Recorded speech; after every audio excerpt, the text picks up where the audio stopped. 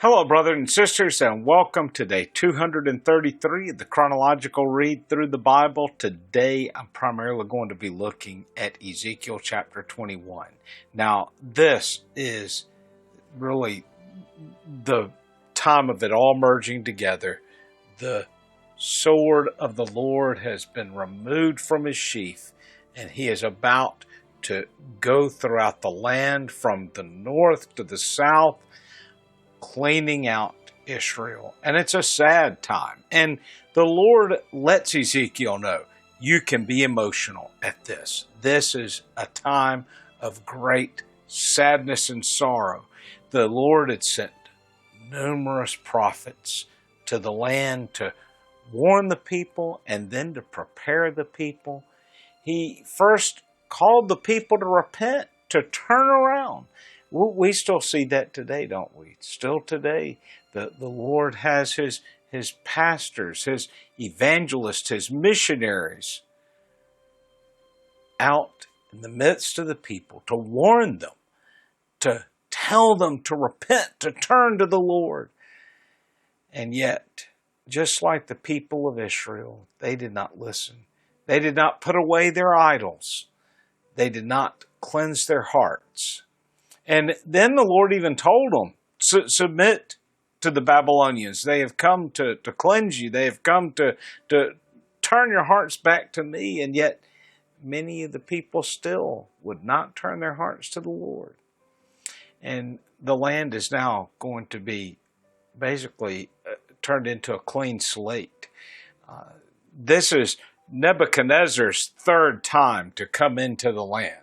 The third time that he will come upon the city, but this time when he comes to Jerusalem, it will be with siege engines. He will level the city. There will be nothing but just a heap of stones left after his departure this time. It says that the men's knees will become like water, and commentators point out that what this is really saying is that they are going to relieve themselves. They will wet themselves, if you will, because of the terror that is coming. There's not even a stronger picture of the complete terror and destruction that the Lord is allowing Nebuchadnezzar, even guiding Nebuchadnezzar to do. Now, of course, Nebuchadnezzar, the Babylonians, and there's a number of references throughout this passage of this as well. They're looking to their pagan idols, to their pagan deities to guide them in this battle, but it's not the pagan deities guiding them, it's the hand of God. And what a tragedy when the hand of the Lord has to turn against his own. And some would say, well, why? Why is the Lord doing this? Because he must let all the other nations know that he is God. He's not going to allow the Hebrew people to get away with their iniquity any longer. The Lord has tarried long enough, and now it's time for his judgment to fall. And he will execute judgment. Again, the prophet Ezekiel, as the other prophets had before him, and even at the same time as him, with the prophet Jeremiah, had cried out to the people. They had pled with the people, and the people had not heard them. They had in turn looked to false prophets who were speaking the words that they found pleasing to their ear. Again, this is a part of what we see today, and I can't help but draw the correlation of what we find today. Here's an example of where you find this. The number of churches where the pastors will say that there is no such place as hell, that it's figurative. It's just there to challenge people. No, hell is a very, very real place. The Lord spoke of hell, Jesus spoke of hell more than anyone else in the scriptures. Why? Because he doesn't want you to go there. He came and shed his blood, gave his life up, that you would not have to go to hell. and you need to turn to Him. You need to call upon His name before it's too late. It's that simple. Anyone who will call on the name of the Lord, who will profess Him, will be saved. But people refuse to do that. People still choose to live their life the way they want to.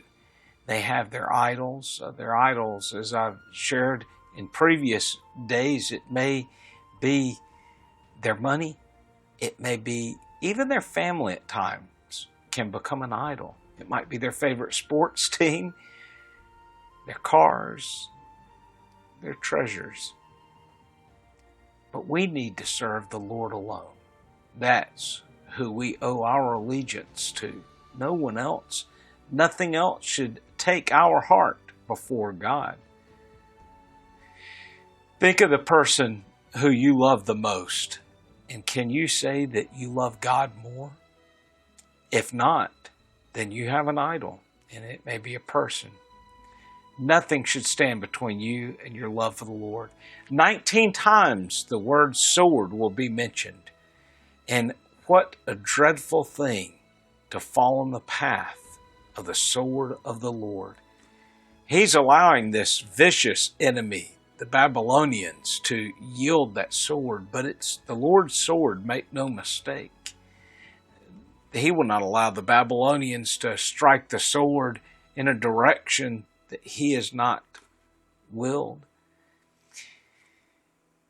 It's such a tragedy, such a difficult time in the history of Israel, but yet there is still hope. We still have a messianic hope, even given in this book, even given in this chapter. Even though the crown, even though the turban, meaning the crown, the king, the turban, the high priest, even though those will be removed and knocked to the ground, there will be one who will come and take up both the turban and the crown, and that is the Messiah. Never again will there be another king of the nation of Israel until the Messiah. Even Zerubbabel, who will come back in as a leader, he will not be the king of the nation. And even though Herod is referred to as a king, he's a puppet for the Romans. He will not be the king of Israel. It is the Messiah who will be the king. The Messiah in the line of David. We have that outlined in the book of Matthew, showing Jesus' genealogy. In Matthew, it shows it through his adopted father, or his father by adoption, Joseph. And it's just showing this connection. But then again, we have it in the book of Luke. So we have this picture of whether it's through Joseph or whether it's through Mary, Jesus is directly linked to the throne of David. Can you trust the Lord? Can you believe that He will save you? This is what the prophets beg the people to trust Him, to believe in Him. I hope as you read through this passage, you can sense the anguish of the Lord in having to mete out this justice upon the land. Not just even upon the people, even the animals will fall to slaughter as the Babylonians sweep through the land. Its once majestic city, the city of Jerusalem, will be left in complete ruins. You need to keep this in mind, because when we come to the city being rebuilt, you'll notice that there's people later who will weep and cry because they remembered what the city once looked like. They knew that the city had once been great splendor. But you also realize how the Lord preserved the people, how the Lord will raise up people to restore, to rebuild the city. It's going to be a major task before the people when they return to the land. But you also see how the Lord works within that. Well, brothers and sisters, I hope that your day's gone well. Until tomorrow, God bless.